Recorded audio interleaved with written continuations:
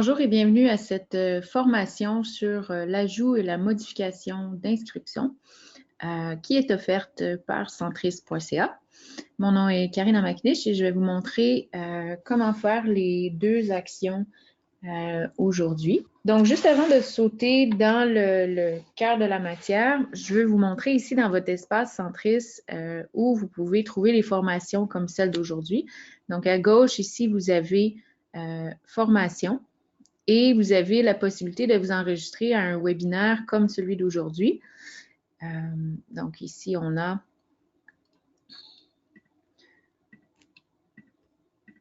ici, on choisirait ce sujet-là.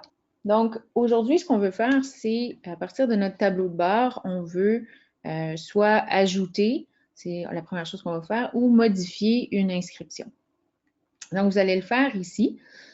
Vous allez pouvoir faire dans votre tableau de bord, ici, vous allez pouvoir faire ajouter. Donc, j'ai ici une capture d'écran qui vous montre. Donc, vous allez avoir ajouté une inscription. Donc, si vous êtes en train de regarder dans votre espace Centris en ce moment, vous voyez le bouton bleu. Et là, vous avez l'option de choisir la catégorie de propriété et vous allez accéder à la page pour créer une nouvelle inscription. Donc, on va commencer par faire ça aujourd'hui. Donc, vous allez arriver à une page qui ressemble à ceci. Donc, moi, j'ai choisi un unifamilial. Donc, vous allez arriver sur cette page-ci et vous allez pouvoir commencer à faire votre nouvelle inscription. Donc, on va y aller. Ici, on a 9 pages à faire. Donc, on a ici, en haut à gauche, l'option de sauter à chacune des pages au besoin ou on peut naviguer ici avec la flèche à la prochaine page. Avant de commencer à compléter ici chacune des cases, je veux amener votre attention ici au lexique immobilier. Donc, sur chaque page, vous avez toujours accès au lexique immobilier. Et quand vous cliquez sur le lexique immobilier, ça va vous donner toutes les définitions des termes qui sont sur la page sur laquelle vous êtes. Donc, ici, on est information préliminaire, donc tous les termes qui sont là. Donc, qu'est-ce qu'un intérêt direct, indirect? Tout est défini, tout est là. Donc, surtout si vous êtes des nouveaux courtiers, il y a parfois des questionnements, des ambiguïtés. Normalement, vous devrez trouver vos réponses ici dans le lexique immobilier. Donc, qu'est-ce qu'une maison à paliers multiples, à étage et demi? Donc, très important d'avoir les bons termes pour les bonnes définitions parce qu'après, tous les courtiers qui vont chercher vos propriétés pourraient ne pas trouver votre propriété parce que vous l'avez mis dans la mauvaise catégorie. OK? Ou vous avez oublié de mentionner que c'était un intergénération alors que ça n'en est un ou ça pourrait en être un. Donc, très important de prendre le temps de comprendre tous les termes. Donc, on va commencer ici. Normalement, vous avez, moi j'ai une petite différence ici. Votre nom va apparaître ici par défaut. Si vous voulez ajouter un collègue avec qui vous travaillez en équipe, vous allez pouvoir cliquer sur le plus et faire exactement comme j'ai fait pour trouver votre collègue et l'ajouter comme co-inscripteur avec vous. À droite, ici, on a le numéro de contrat de courtage. Donc, votre formulaire OACQ a un numéro de contrat. Donc, une fois qu'il est signé, c'est à ce moment-là que vous pouvez commencer à ajouter votre inscription. Et vous avez 5 jours pour compléter la création de votre inscription. Donc, si vous avez un contrat commercial, par exemple, là, vous allez aller dans la case de droite et vous allez nommer votre contrat de la façon que vous l'avez identifié. Donc là, c'est variable pour les contrats qui sont rédigés sur autre qu'un formulaire OACQ. Donc, à vous de voir, ça appartient aux courtiers qui travaillent en commercial. Mais pour tous les autres qui font en résidentiel, donc, vous allez avoir le numéro de contrat de courtage-vente ici et le numéro de contrat de courtage location. Donc, je vois qu'il y a une main levée, juste pour mentionner, si vous avez des questions, ça va me faire plaisir d'y répondre. Simplement, m'envoyer votre question par écrit. Donc, s'il vous plaît, m'envoyez un seul message avec la ou les phrases, là, tout dans un envoi. Et puis, je vais pouvoir y répondre. Idéalement, là, attendre les fins de section pour poser les questions. Là, souvent, la réponse suit dans les quelques secondes. Donc, je vais poursuivre ici. Le genre de propriété. Donc, là, on est dans une section, une fiche unifamiliale, mais il y a des sous-catégories. Donc, de plein pied à étage, à palier multiple, maison étage et demi, maison mobile. Donc, on va faire une maison étage. Et est-ce qu'elle a une particularité, donc intergénération ou saisonnier? Donc, intergénération, est-ce que c'est possible d'y loger un autre membre de la famille sans que ce soit un immeuble à revenus qui génère des revenus, là, vraiment un logement pour un autre membre de la famille ou donc, intergénération, comme ça dit, ou saisonnier. Donc, est-ce que c'est uniquement là, un chalet, par exemple, disponible là, pour utilisation 3 saisons par année? Donc, ça, c'est des options qui sont là et qui valent la peine d'être sélectionnées là, si elles s'appliquent. Le type de bâtiment, donc très important de mentionner si c'est isolé, jumelé, en rangée sur coin ou quadrex. Donc, je vais sélectionner isolé ici pour le but de l'exemple. Ensuite, votre prix. Donc, vous allez indiquer votre prix. Est-ce que c'est une construction neuve ou est-ce que c'est commercial? Là, on ajouterait la taxe et le montant avec taxe apparaîtrait ici. Est-ce qu'il y a une possibilité d'échange? Donc, est-ce que la personne, c'est peut-être moins fréquent, mais ce n'est pas impossible, la personne serait prête à échanger sa maison, donc peut-être d'une région à une autre, quelque chose comme ça. L'option, elle est là. Et ensuite, si vous avez une location qui est possible, donc le prix de location, est-ce que c'est par semaine, par mois ou par année? Est-ce qu'il y a une TPS TVQ? Et la durée du bail. Donc, est-ce que ça également, là, semaine, mois ou année? Maintenant, je vais vous le mentionner ici, la date de modification de prix, mais vous comprendrez que ce n'est pas à l'étape de la création d'une inscription. Donc, ça va être plus tard là, quand il va y avoir une modification de prix. Je vais aller tout de suite à droite ici, et ça, c'est obligatoire. On met la date de signature du contrat de courtage. Donc, je vais mettre aujourd'hui comme date, ce qui veut dire qu'à partir d'aujourd'hui, j'ai maintenant 5 jours pour compléter mon inscription. Donc, vous allez le voir quand on va faire une sauvegarde temporaire un peu plus tard. On va avoir la notification qui nous indique là, la date finale, l'heure. Là, on a jusqu'à 23h59 dans 5 jours pour terminer la création de notre inscription ici. On doit absolument indiquer la date d'expiration de notre contrat de courtage. Donc, peut-être qu'on l'a mis pour, jusqu'au 16 septembre, par exemple. Et on a ici, je le mentionne, mais encore une fois, ça, c'est quelque chose qu'on utiliserait dans un deuxième temps, une fois que la propriété, elle a été affichée. Donc, date de promesse d'achat. Donc, quand on a on a mis la propriété en vente, puis on a reçu une promesse d'achat, là, on reviendrait, et ce qu'on va voir plus tard dans la modification d'inscription, et on inscrirait ici la date de la promesse d'achat. Donc, j'en dis pas plus pour tout de suite, puis on reviendra plus tard sur cette petite section-là. Le partage de rétribution. Donc, dans votre contrat de courtage avec votre vendeur, vous avez prévu une rétribution pour le courtier collaborateur. Donc, vous l'indiquez ici en pourcentage ou en dollars. Est-ce que c'est pour la location, une rétribution forfaitaire ou variable? Est-ce qu'il y a un renouvellement au bail? Donc, dans le commercial, là, souvent, on va avoir une rétribution au renouvellement. Donc, oui ou non. Puis, est-ce qu'il y a toute autre information là sur la rétribution qui devrait être divulguée au courtier? Donc, on s'entend que ça, c'est des informations qui sont seulement divulguées au courtier. Ce n'est pas sur la fiche de vente. Ensuite, En bas ici, est-ce que la propriété était à vendre par le propriétaire ou si elle ne l'était pas? Donc, à vous de le mentionner ici, puis sélectionner sur quel site le propriétaire s'était affiché. Et en haut à droite, ici, déclaration du courtier. Donc, est-ce que le courtier, ici, là, c'est est-ce que le vendeur s'est réservé le droit de vendre son immeuble par lui-même ou c'est une mention d'un client désigné dans le contrat de courtage?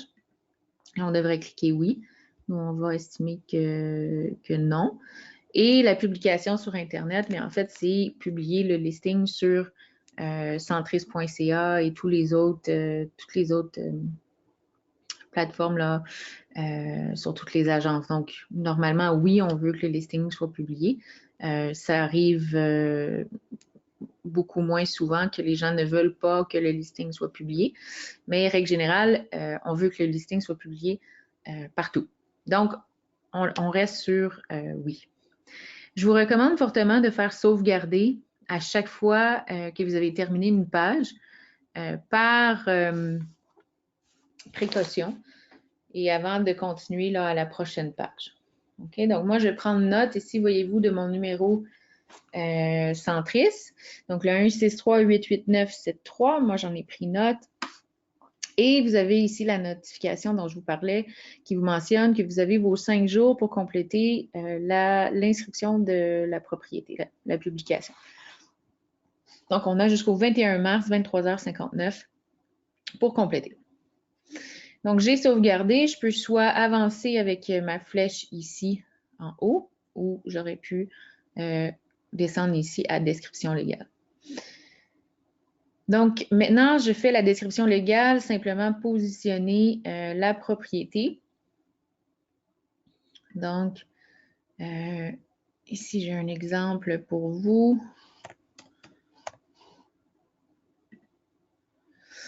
Et bien sélectionner le quartier. Vous allez entrer le code postal.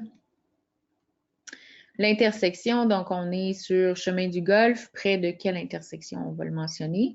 Le numéro de cadastre. Et est-ce qu'on a un certificat de localisation, oui ou non? Pour les unifamiliales, c'est plutôt fréquent qu'on n'a pas de certificat de localisation en main. Souvent, les vendeurs ne pensent pas à ces choses-là. Dans les copropriétés, les condos, les gens ont souvent le certificat là, de localisation en main. Donc, ce ne serait pas du tout improbable ici de devoir mentionner non.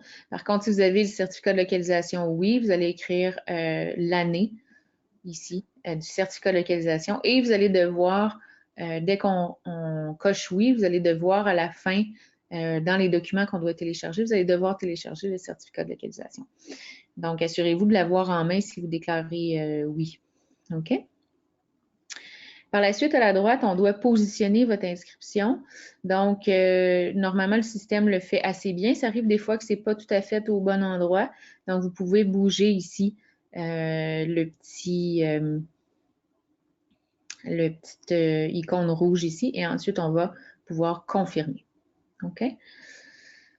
Vous avez ici des indications que vous allez donner aux acheteurs potentiels et aux autres courtiers. Donc, est-ce qu'on a un acte de vente qui doit se faire à une date précise?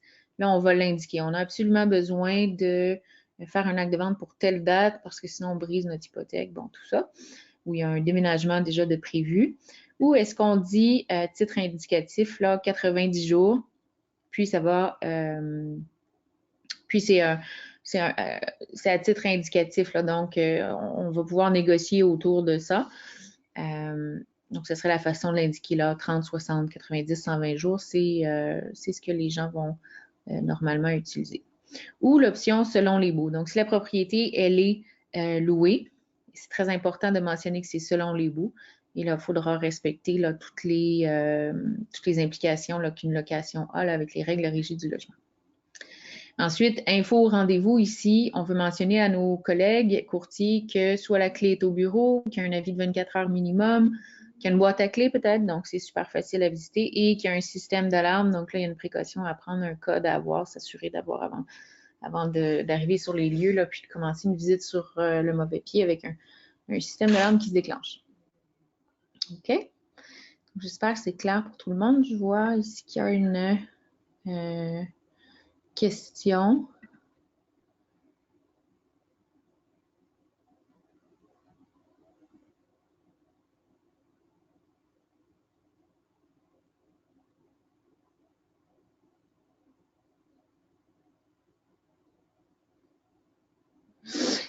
On me pose une question ici, M. Proulx. Je vais vous demander de poser la question à votre directeur d'agence. Malheureusement, là, je ne suis pas en position de répondre à ces questions-là.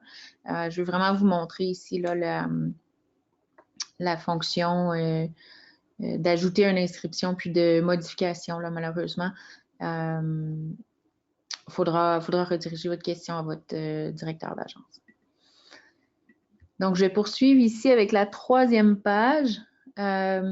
Donc, on va parler du propriétaire et de l'hypothèque.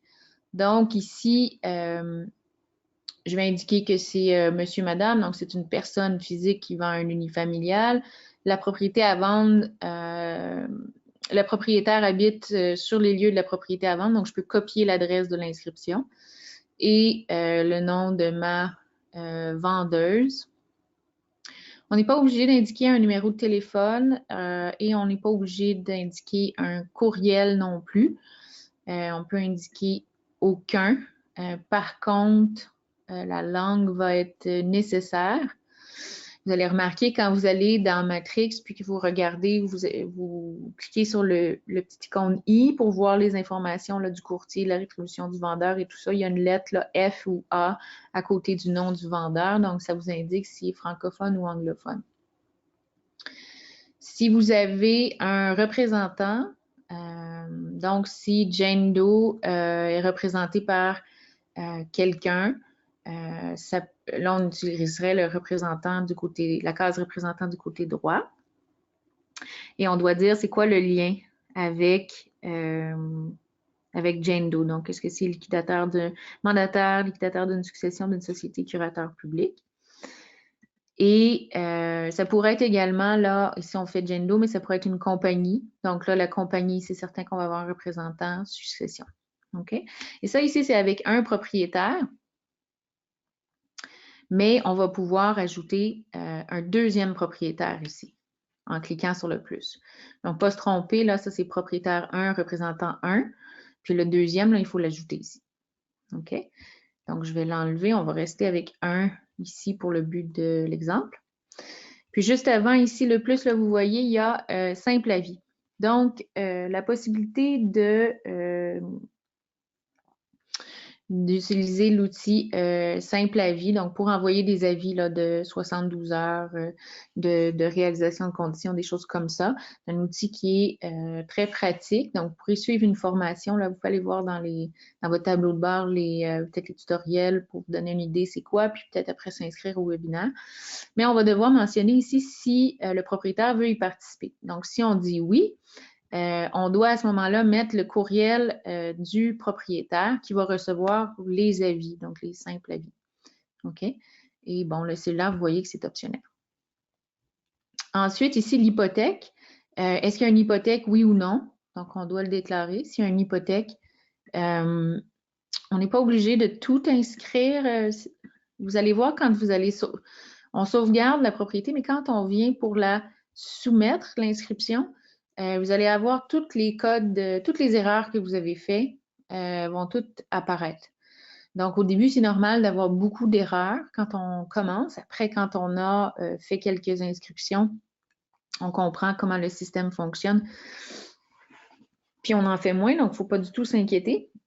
Par contre, ce qui est génial, c'est que le système nous indique c'est quoi les erreurs. Puis, si ici, on a une information qui est obligatoire à être remplie, bien le système il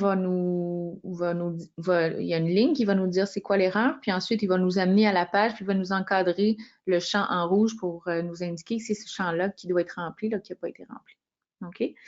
Donc, on est très bien guidé dans la plateforme ici là, pour publier son inscription.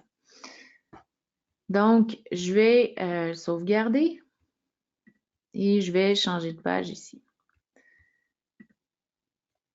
Donc, nous sommes sur la page bâtiment et terrain. Donc, vraiment, là, on décrit toute l'information sur la propriété. Donc, c'est une année de construction connue. Ça peut être inconnu, à construire ou en construction. Donc là, j'ai prévu que c'était connu. Est-ce qu'il y a une particularité? Donc, si vous travaillez, ben, ça dépend là, à toutes sortes d'endroits. Il y a des quartiers là où c'est tout neuf, mais d'autres, on va avoir des centenaires, des historiques, bon, les quartiers neufs ou en conversion. Donc, ça peut être, ce qui me vient en tête, là, c'est un triplex qui est en conversion en condo indivise ou divise. Pour une unifamiliale, bon, ça pourrait être, c'était une autre utilisation, puis c'est en conversion à l'unifamiliale. Donc, il y a toutes sortes de situations. Les options sont là pour vous. Si vous n'êtes pas certain, c'est toujours mieux de ne rien sélectionner. OK? Parce que tout ce que vous sélectionnez, tout ce que vous affirmez dans vos fiches de vente ici, vous devez avoir un document en arrière qui le prouve. Donc, on va le voir plus tard pour dans la description des propriétés, de la propriété, tout ça, là, mais ça s'applique pour ça ici aussi. Là. Vous devez avoir, si c'est historique, là, vous devez avoir un document de la ville qui mentionne que c'est historique. Si c'est une construction neuve, donc on a une date de livraison qui est prévue, ça aussi, vous devez avoir sur papier là, du constructeur. Et ensuite, les dimensions du bâtiment. Donc, normalement, vous les prenez sur le certificat de localisation. Donc, vous allez avoir ici peut-être un 40 pieds par 40 pieds et une superficie habitable. Ici, là, on a 2 étages, donc superficie habitable de 3200 pieds carrés. On a un terrain ici qu'on relève sur le certificat de localisation de 60 par 100 pieds. Si jamais votre terrain n'est pas, ben en fait, probablement que votre terrain ou votre propriété, ben surtout le terrain ne sera pas carré ou rectangulaire, ça va être irrégulier. Donc, assurez-vous, là, puis pour toutes les pièces aussi, on va y arriver de la maison. Dès qu'il y a un mur à angle et tout ça, assurez-vous de sélectionner irrégulier. Superficie de bâtiment au sol, donc ça serait simplement le 40 par 40, donc 1600 pieds. Et la superficie du terrain également. OK, ensuite, le zonage. Est-ce que c'est résidentiel, commercial, industriel, agricole, forestier, récréo-touristique, villégiature ou autre? Donc ça, assurez-vous d'avoir la bonne information de la ville. Donc là, j'ai vérifié, j'ai mon document en arrière, c'est résidentiel. Ensuite, ici, est-ce que c'est une reprise ou une vente sous contrôle de justice? Ou si ce ne l'est pas, vous sélectionnez non. Donc, vous devez absolument sélectionner une des 3 options ici. Et vous devez également sélectionner si c'est avec garantie légale ou sans garantie légale. Donc, pour les courtiers qui pratiquent depuis quelques années, avant, ce n'était pas tout à fait comme ça. Maintenant, on doit absolument là, le mentionner si elle est là ou non. De toute façon, vous allez avoir le message d'erreur si vous essayez de publier la propriété sans avoir spécifié là, si c'est avec garantie ou non. Autrefois, on devait seulement spécifier si on enlevait la garantie. Donc, ça pouvait faire des erreurs. Donc là, il n'y a pas moyen de se tromper. Ici, on a une déclaration du vendeur. Donc, dans presque tous les cas, on a une déclaration du vendeur et on va avoir un formulaire.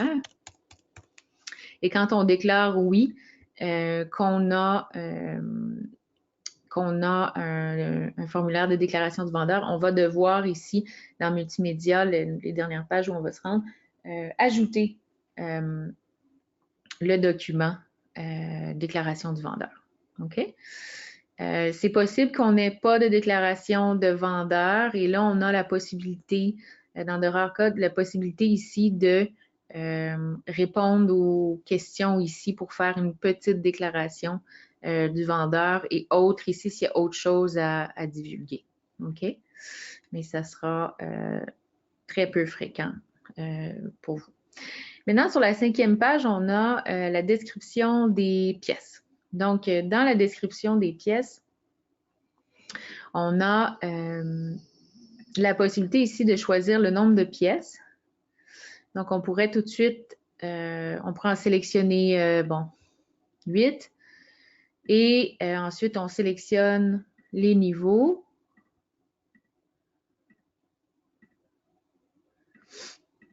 Et je vais mettre 4 au rez-de-chaussée, 4 au 2e étage. Je vous fais une maison très simple. Et là, on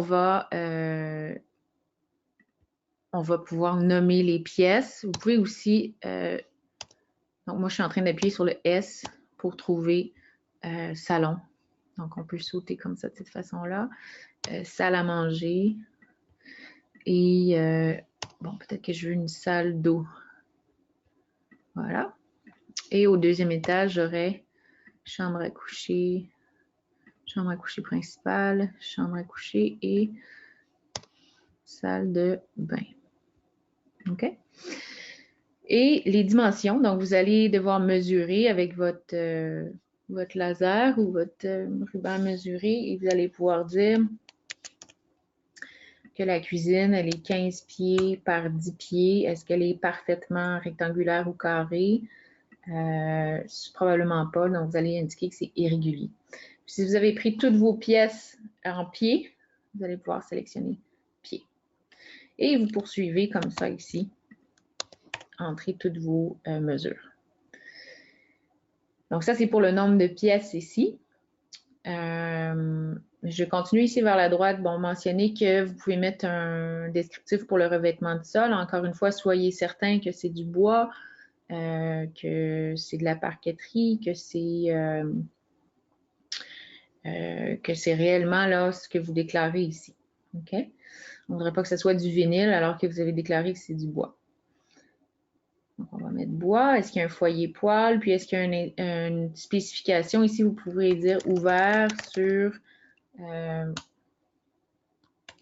ou air ouverte, là, vous pourriez mentionner. Ou aussi, si peut-être c'est une chambre double ou quelque chose comme ça. Ou la salle de bain est attenante à la chambre à coucher principale. Bon, c'est des choses que vous pouvez mentionner ici. Donc, ça, c'est pour les pièces. Je veux simplement remonter en haut ici pour spécifier. Là, des fois, on ne le voit pas en haut ici, mais il faut absolument mentionner le nombre de chambres. Donc, ici, on a 3 chambres, dont 0 au sous-sol.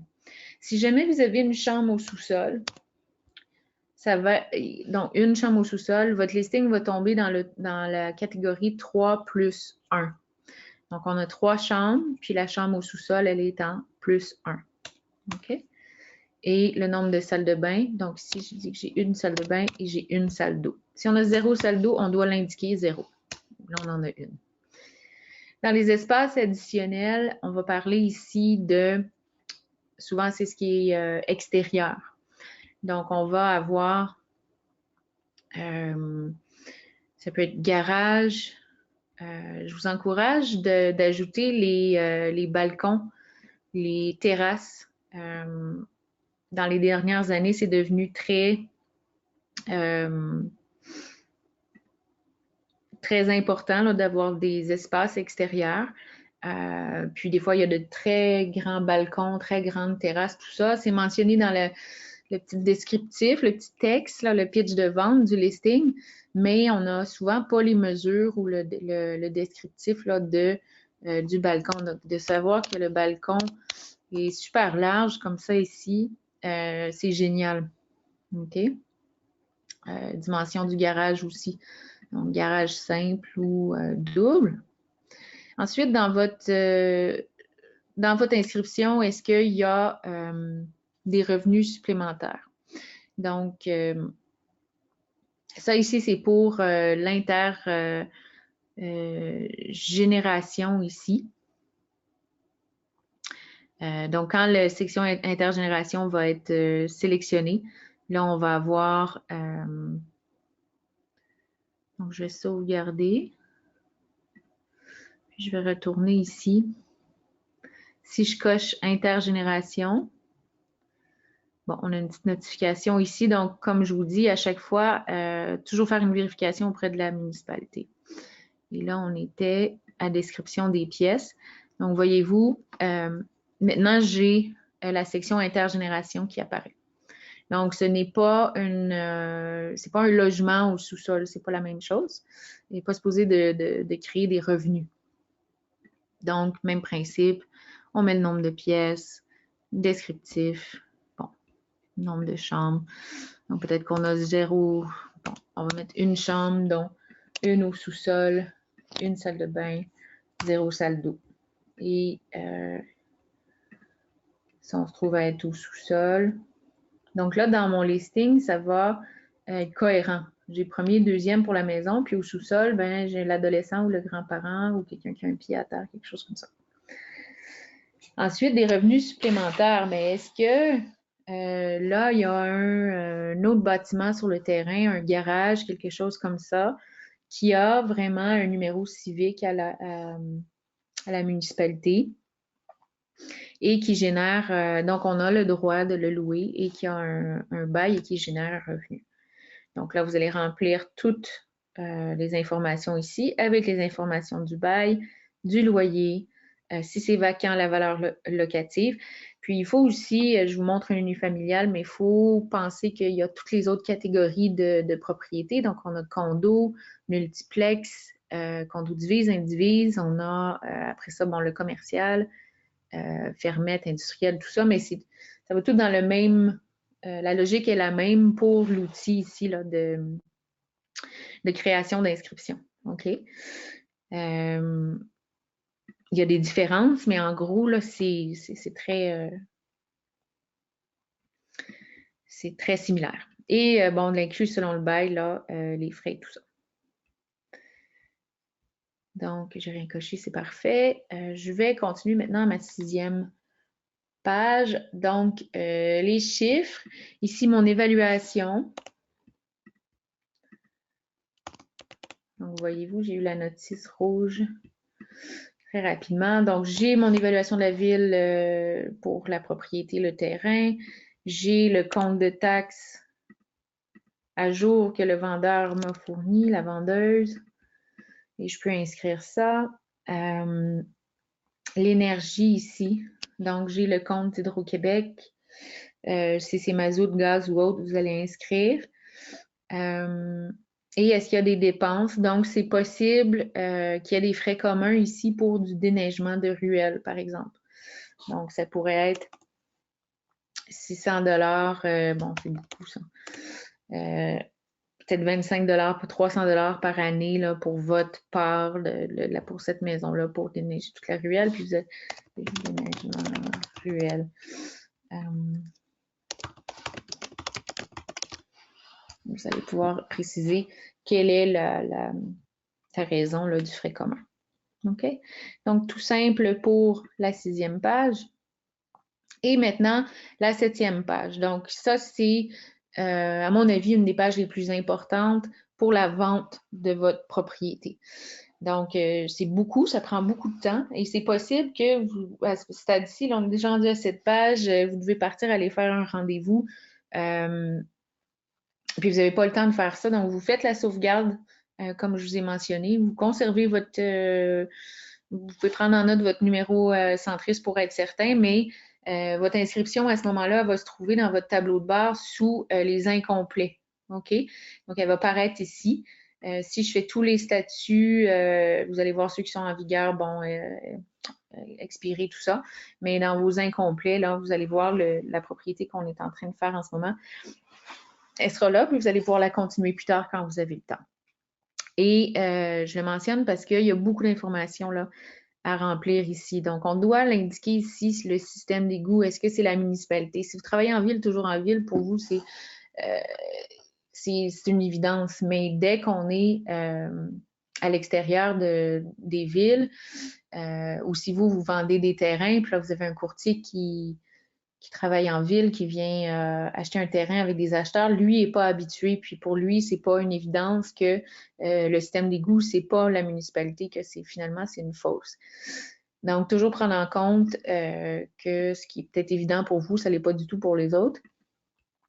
L'approvisionnement en eau, Les stationnements, donc on peut l'indiquer dans la description des pièces. Plutôt, je vous ai dit, ben, il y a un balcon, il y a un solarium, puis il y a un garage. Mais il faut également venir l'écrire ici, nombre de garages. Donc, j'ai un garage. Sinon, quand les autres courtiers vont faire une recherche pour une maison 3 chambres avec un garage, votre listing n'apparaîtra pas. Et c'est pour ça que je mentionne que c'est le plus important pour la vente de votre propriété. Parce que les gens recherchent par critères. Si vous ne remplissez pas les critères ici, vous allez manquer un paquet d'acheteurs et un paquet de courtiers qui font les recherches pour vos acheteurs. OK? Donc, moi, je n'avais pas d'abri d'auto, je n'avais pas d'allée. Mais mentionner si c'est le cas avec prise extérieure, bon, pour les voitures électriques. Le sous-sol, très pertinent pour, ben ça l'est toujours, mais surtout en ville, on manque d'espace. On essaie de voir peut-être si on peut creuser le sous-sol, ou est-ce qu'on peut rajouter un logement. On sait que dans tel arrondissement, on a le droit de rajouter des garçonnières et donc de créer un loyer. Ça veut dire que la personne peut acheter la maison plus chère parce qu'elle prévoit mettre un locataire dans le sous-sol. Donc, nous, on a un 6 pieds et plus avec entrée extérieure, parce que je pense que je vais cocher la case là, au final intergénération. L'eau, donc, est-ce que ici, là, pour tout ce qui est en région, les chalets, très, très important. Est-ce qu'on a un accès au plan d'eau? Quel type de plan d'eau? Est-ce que c'est bordé par l'eau? Navigable, non navigable? Hyper important. La vue. Donc, il y a des gens qui recherchent vue sur la ville, vue sur la montagne, panoramique, sur l'eau. Proximité, cochez tout ce qui s'applique. Piscine, donc il y en a qui veulent des piscines, il y en a qui n'en veulent pas du tout. Très important de le mentionner, les gens filtrent avec ça. Vous pouvez vous imaginer, adapté pour personnes à mobilité réduite. Beaucoup plus simple si vous le déclarez ici, vous le cochez, que si les gens, acheteurs ou les courtiers, là, doivent à la main filtrer tous les listings. Les rénovations, maintenant, c'est, j'en ai fait référence un petit peu plus tôt, là, tout ce que vous déclarez, vous devez avoir un document en arrière pour le prouver, surtout là, pour les rénovations.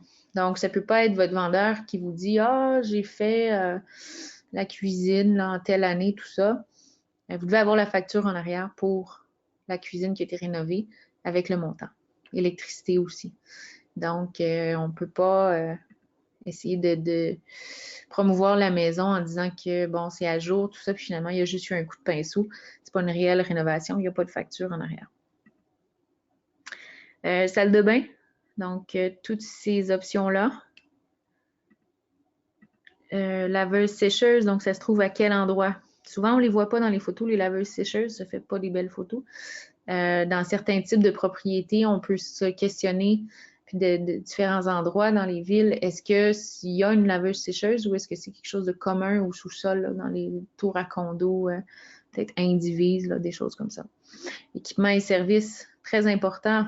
Ça paraît peut-être évident qu'il y a un ascenseur, mais pour les autres, là, c'est peut-être pas évident. Donc, il faut le déclarer. Ensuite, tous les autres caractéristiques. Est-ce qu'il y a une thermopompe centrale, murale, interphone? Donc, prenez le temps de vraiment bien tout remplir, ces choses-là ici. Parfois, on ne réalise pas, mais ça a beaucoup d'importance pour diverses raisons. Là, pour d'autres personnes, mode de chauffage également. Énergie pour le chauffage. Foyer poêle. Efficacité énergétique. Armoire de cuisine. Revêtement de toiture. Revêtement de la maison. Fenestration. Type de fenestration. Fondation. Ça, souvent, c'est pas rempli. Prenez le temps. Allez voir de vos yeux les fondations. Est-ce que c'est en béton coulé, en moellon ou en pierre plutôt? Est-ce que c'est une dalle au sol? Est-ce que c'est pilotis?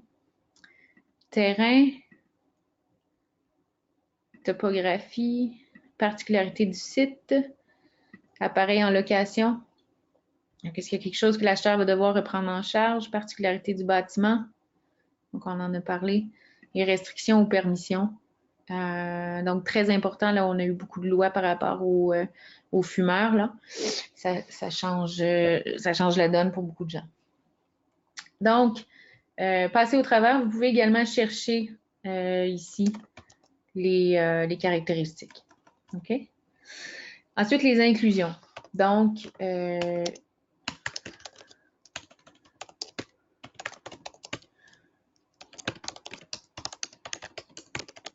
par exemple, là, vous allez devoir inscrire les marques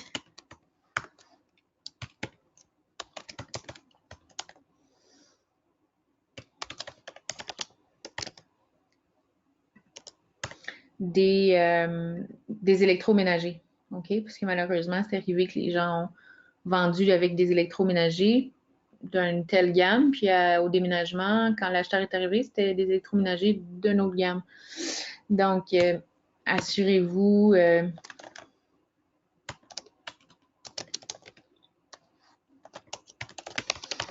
de mettre de mettre les marques, carrément. OK, et vous allez le faire en français, vous allez pouvoir le faire en anglais. Je vais vous éviter là, de vous faire patienter. Je vais juste le remettre en français. Puis vous faites l'orthographe ici. Bon, j'ai un petit code d'erreur. Dans mon environnement de formateur ici, il y a des petites différences, là, des fois. Mais vous, si vous cliquez sur orthographe, ça va vous allez avoir un petit écran qui va apparaître, une petite fenêtre, puis ça va vous dire c'est quoi la faute d'orthographe, à l'accepter, la corriger ou non, ou l'ignorer si c'est un nom de quartier ou quelque chose qui n'est pas dans le dictionnaire. Hein. Vous allez pouvoir le modifier au besoin. Donc, par exemple, les exclusions ici, donc assurez-vous que ça correspond à ce qui est dans le contrat de courtage. Info courtier collaborateur. Donc, il faut bien comprendre ici les différents onglets, ils servent à quoi. OK? Info courtier collaborateur, c'est ce qu'on va avoir dans notre matrix quand on clique sur le petit icône I. Puis là, on a le nom du courtier, la rétribution qu'on va avoir, le nom du vendeur. C'est là aussi, juste info pour rendez-vous, puis info courtier collaborateur, c'est vraiment des infos entre courtiers. Donc là, on peut écrire vendeur motivé. OK? Donc ça, on n'écrirait pas ça sur le site centris.ca pour que tous les acheteurs voient ça. C'est vraiment entre collègues, on dit le vendeur est motivé. Amène-moi une offre, puis on va travailler ensemble.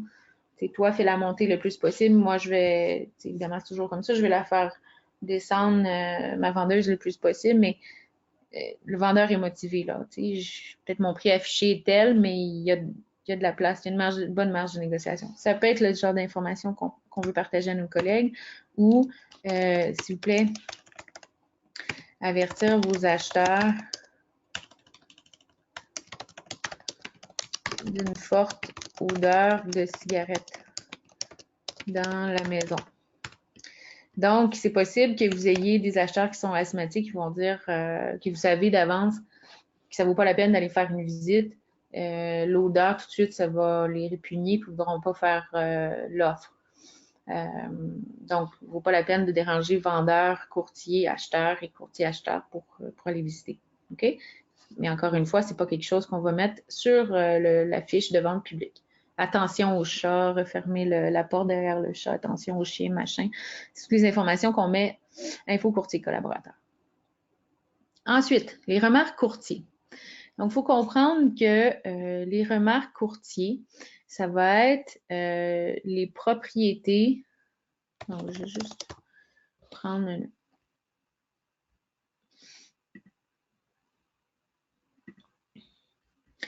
n'importe quelle propriété ici. Bon.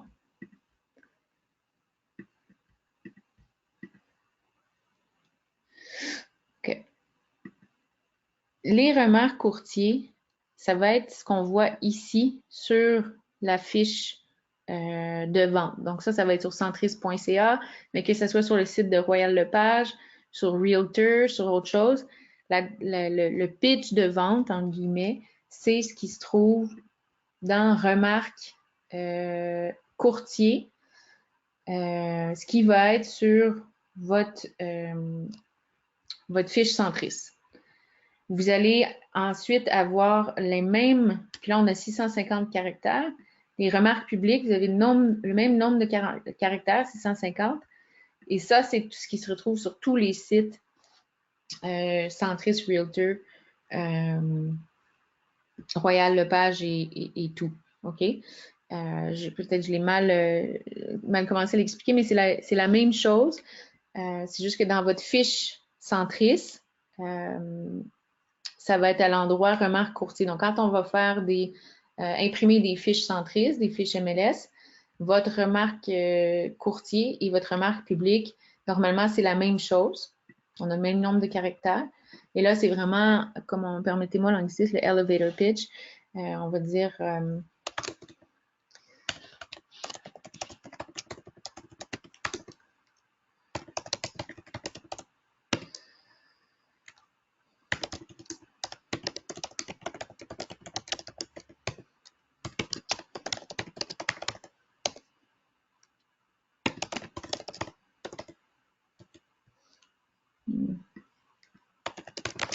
Bon. Et normalement, ce qu'on mentionne ici, c'est ce qui n'est pas déjà décrit dans la description des pièces. Donc, de dire que c'est un 4 chambres. Ça fonctionne pas. De dire que c'est un 4 chambres, on le sait déjà. On cherche des maisons 4 chambres sur ou à peu près l'île de Montréal. Donc, ça devient un peu redondant. Ce que vous voulez mettre ici, c'est tout ce qu'on ne coche pas dans toutes les catégories. Donc, arbre mature, ça, c'est quelque chose qu'on n'a pas coché nulle part. Bon, j'ai répété isolé, grand terrain. Mais le genre de choses qu'on va écrire, c'est haut plafond, convivial, bon, ce genre de choses-là. Espace.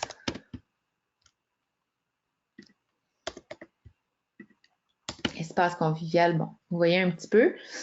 Et après, dans l'addenda, là, on va ajouter, on a jusqu'à 3000 caractères où on peut mentionner un paquet d'informations, surtout sur le quartier. Donc, on peut mentionner les restaurants à proximité qui sont intéressants, les parcs, les pistes de ski de fond, les centres de ski alpin, toutes ces choses-là. Puis là, on peut faire un peu de l'esthétique dans le texte, mettre des espaces.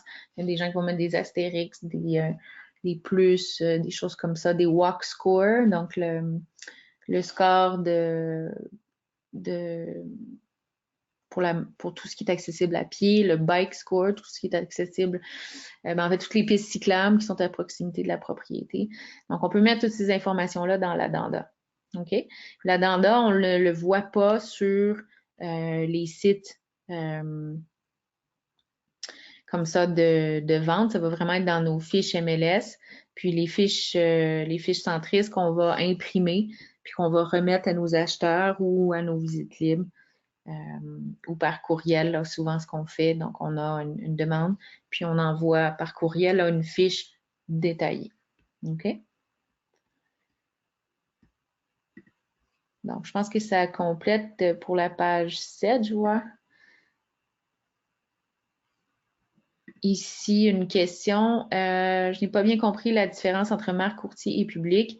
Est-ce que le public voit les deux? On peut copy-paste. Bien, en fait, le public voit remarque publique, mais j'ai juste une petite peur. Attendez-moi ici si je voulais dans Matrix de perdre ma page.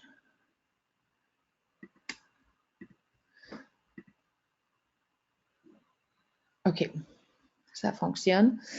Je vais vous montrer. Ici, on avait ce condo-là. On va comparer vraiment là à quoi ça ressemble de notre côté, puis à quoi ça ressemble du côté public. Donc, voyez-vous, remarque courtier, c'est ça ici. On a 650 caractères, c'est notre pitch de vente. C'est ce qui va apparaître ici dans la fiche quand on va l'imprimer. Ça reste là. L'addenda va être partagé aussi au client au final si on lui donne la fiche détaillée.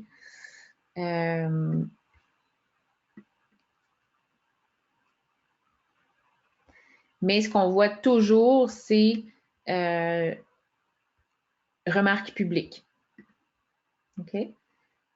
Donc, ça pourrait être différent, mais on n'a pas vraiment intérêt à ce que ça soit différent. Ce qui est vraiment, ce que le public ne voit pas, c'est l'info courtier collaborateur. Ça, ils ne le verront jamais. Ça ici, c'est seulement pour les courtiers. Tous les autres, ils peuvent le voir sur une fiche détaillée comme ça ici. Donc, évidemment, ils ont la remarque courtier, puis ils ont l'addenda. Donc, là, cette personne-là, bon, voyez-vous, elle parle de l'emplacement. Ça, c'est des choses qu'elle a rajoutées.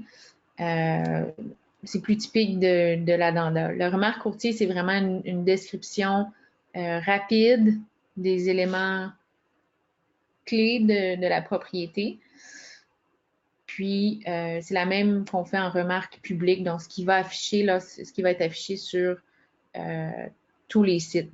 Donc, de savoir qu'il y a une superbe terrasse sur le toit et des barbecues à votre disposition, c'est vraiment une information géniale. On veut mettre ça, c'est dans notre pitch de vente. Donc, ça, c'est très certainement dans notre remarque publique. OK, donc j'espère que ça répond à votre question. Quand vous faites vos listings, vous publiez, allez voir à quoi ressemble votre listing sur le site de Centris, sur le site de votre agence ou les autres sites. Si jamais vous vous êtes trompé, on va y aller très bientôt, vous allez pouvoir modifier votre inscription, puis faire « Oh, j'ai mis les informations courtier collaborateur dans les remarques publiques. » Fait que là, je suis en train de dire logbox 1, 2, 3, 4, 5. Puis là, j'ai mis ça au grand public, j'ai mis ça dans remarques publiques. C'est que vous revenez, vous modifiez votre inscription, puis vous, vous changez ce texte-là, là, vous le mettez dans info courtier collaborateur et non remarques publiques. OK? Donc, avisez-moi si ce n'est pas clair. Et je vais poursuivre avec la 8e page ici. Très simple. On fait des visites libres, visites virtuelles ou des caravanes. Donc, visite libre, tout le monde connaît le principe, je crois.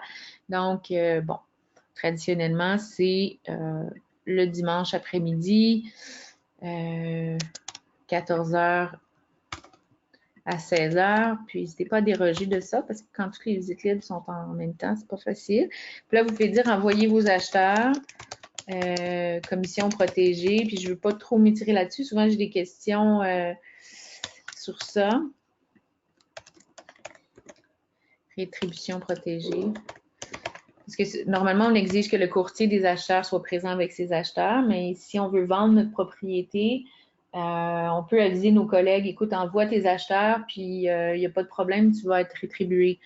Parce qu'il y a la question de la cause efficiente de la vente. Si le courtier des acheteurs n'est pas présent, le courtier des vendeurs pourrait prendre en charge les acheteurs, puis discuter, là, si on veut, débattre de qui a droit à la rétribution parce que le courtier de l'acheteur n'était pas là. Bon, c'est des cas un peu plus extrêmes, puis c'est pas la collaboration, là, c'est pas le genre de relation qu'on veut entre courtiers. Mais ici, vous pourriez le préciser là, pour dire à vos collègues, envoyez vos acheteurs, même si vous n'avez pas le temps, vous êtes ailleurs à une visite libre, vous avez d'autres visites, vous n'avez pas le temps, ben n'hésitez pas à envoyer vos acheteurs, je les prends en charge. Rétribution protégée, quelque chose comme ça. Rétribution. Qu'est-ce que j'ai fait? Je ne vois pas.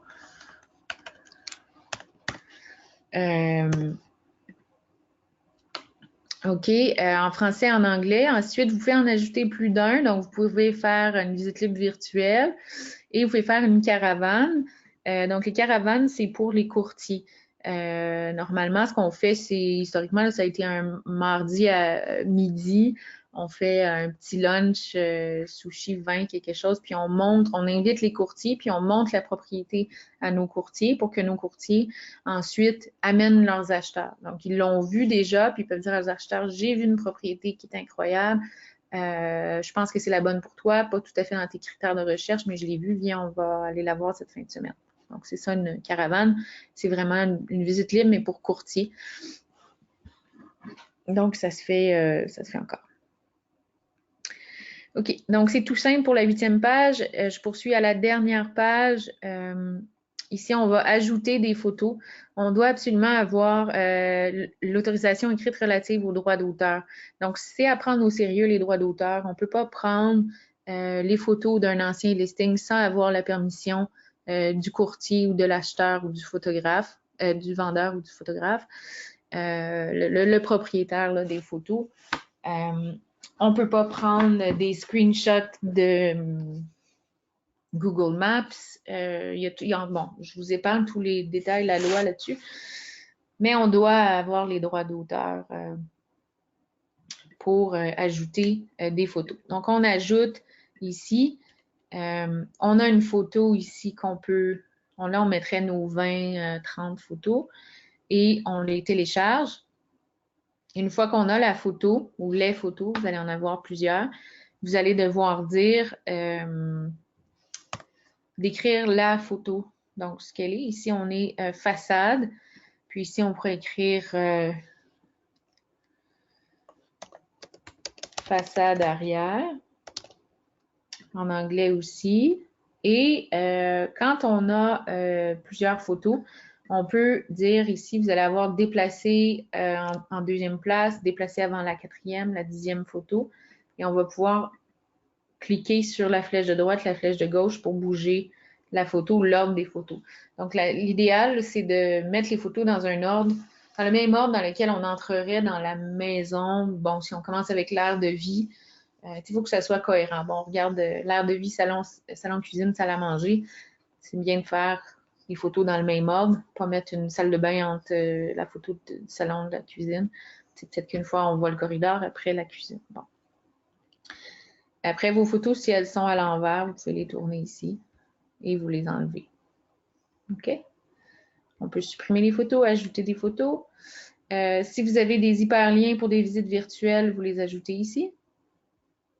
Vous avez un descriptif. Visite aérienne, commenter vidéo virtuelle, autres. Et maintenant, dans les documents additionnels et documents non publiés. Donc, vous êtes obligé, dans les documents non publiés, de mettre votre contrat de courtage et ses annexes.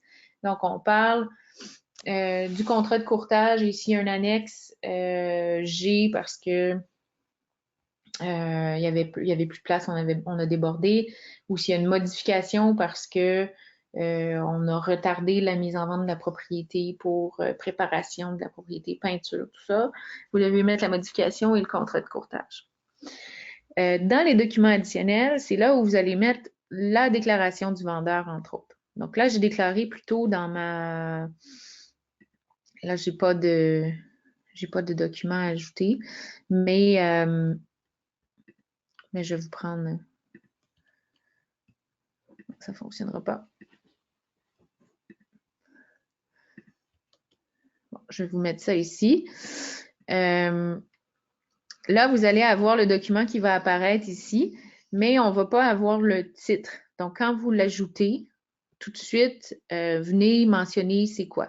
Donc, si c'est mon formulaire de déclaration du vendeur qui a été signé aujourd'hui, normalement, la déclaration du vendeur doit être signée avant le contrat de courtage, quelques minutes, dans l'idéal, le meilleur des mondes. Et vous allez pouvoir le faire pour tous les documents. Donc, on ajoute un autre document. Après, vous allez pouvoir sélectionner. Ça, c'est le certificat de localisation. Finalement, on en aurait un dans notre exemple. Ou ça, c'est la police d'assurance. Dans le frais commun, la facture de déneigement qu'on avait. Je vous recommande d'ajouter un document à la fois parce que, comme vous voyez, quand on ajoute les documents, ils arrivent ici comme ça. Puis pour voir c'est quoi le document, il faudrait cliquer sur la loupe pour voir, ah, OK, ça, c'est ma déclaration du vendeur. Puis on viendrait sélectionner ici Donc, si vous en faites 6 d'un coup, vous allez avoir 6 documents comme ça. Il faudrait se souvenir dans quel ordre vous les avez ajoutés. Pas nécessaire de vous souvenir de ça, c'est peut-être plus abstrait, là, plus difficile à comprendre, mais quand vous allez le faire, vous allez comprendre ce que je vous mentionne en ce moment. OK? Et maintenant, on va... j'ai une question ici. On dit, on écrit quoi dans la description? Bien, vous pouvez mettre description, on va avoir procès verbal, par exemple, pour un condo. Bien là, vous pouvez mettre 2023. Après ça, 2022, 2021. Ça, c'est un bon exemple. Si vous avez des factures de rénovation, donc vous allez choisir autre, puis vous allez écrire ici toiture, plomberie. Donc, il n'y a pas, tu sais, il y a beaucoup d'étiquettes ici qu'on peut mettre, les principaux. Mais après, c'est sûr qu'il n'y aura pas jusqu'à dire facture de plomberie, de fondation, ça serait trop. Donc, on sélectionne autre, puis c'est ici dans la description française, on va préciser que c'est la toiture, la plomberie et ce genre d'informations-là. Bien, ça fait plaisir. N'hésitez pas si vous avez des questions. Je vais maintenant soumettre, puis après, on va pouvoir simplement faire une modification de l'inscription. Et ça aura fait le tour pour aujourd'hui. Donc, voyez-vous, ici, je suis surprise. J'ai seulement 3 erreurs. Soyez pas surpris si vous avez une vingtaine d'erreurs vos premières fois, là, si vous êtes dans vos premières inscriptions. Puis là, je vais à mes 3 erreurs. Je clique dessus. Et voyez-vous, comme je vous disais, ça m'amène et ça me dit quelle est mon erreur. Donc, si je dis qu'il y a une visite libre, je dois mettre une visite libre virtuelle, je dois mettre une date. Donc, je vais l'enlever ici. Même chose pour ma caravane. Et maintenant, je vais soumettre. Donc, voyez-vous, ça me dit, OK, j'ai mis une visite virtuelle, mais je dois mettre le lien. Là, je dois mettre le type. Là, ça va me demander un lien, mais là, j'en ai pas sous la main. Donc, on va l'enlever comme ça. Et soumettre. Ah, c'est ça que je pensais. Donc, on a toutes les erreurs. Donc, moi, j'ai pas tout fait avec vous. Là, ce serait beaucoup trop long de vous expliquer puis de tout rentrer un à un. Donc, ici, voyez-vous, j'ai l'erreur. J'ai pas fait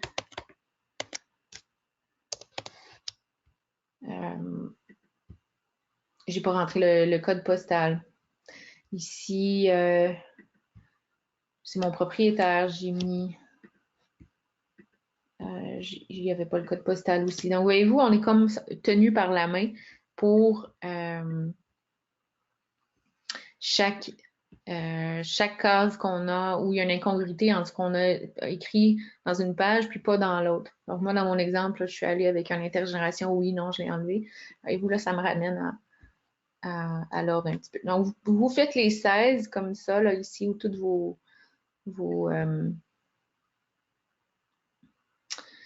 erreurs. Puis, éventuellement, là, c'est pas très long, vous allez pouvoir soumettre l'inscription et elle va être instantanément là, publiée. OK? Et dans votre tableau de bord, vous allez avoir votre inscription ici, là. Donc, comme on voit ici, là, 345 rue de la Gauchetière. Ça, c'est des ventes, ça, c'est mes inscriptions. Maintenant, ce qu'on va faire, c'est modifier une inscription. Donc, tout simplement, quand on a nos inscriptions ici, donc dans votre tableau de bord, vous avez les 3 petits points à droite et vous allez sélectionner modifier l'inscription. Vous pouvez ici, on parlait de dupliquer, on va le faire après. Vous pouvez modifier. Puis à ce moment-là, on va arriver à la même page ici, puis on va pouvoir aller faire des choses comme mentionner qu'on a une promesse d'achat. Donc, j'ai une promesse d'achat qui a été acceptée. Bon, supposons que j'ai mis en vente aujourd'hui. Puis déjà aujourd'hui, j'ai reçu une offre d'achat. Là, c'est vraiment une propriété exceptionnelle. Puis, pardon, mon offre d'achat, elle dure 2 semaines normalement. Donc, on va se donner, bon, un petit peu plus que 2 semaines. Elle court jusqu'au 31 mars. Et là, on va pouvoir soumettre. Bon, moi, j'ai encore mes messages d'erreur, mais vous comprenez l'idée. Et à ce moment-là, ce qui va arriver, c'est qu'on va avoir la notification dans Matrix qu'il y a une promesse d'achat acceptée ici. OK? Mais ça ne sera pas affiché sur centris.ca. OK? Donc, souvent, j'ai vu des courtiers qui ne voulaient pas mettre le PAC comme ça parce qu'ils voulaient récupérer les acheteurs.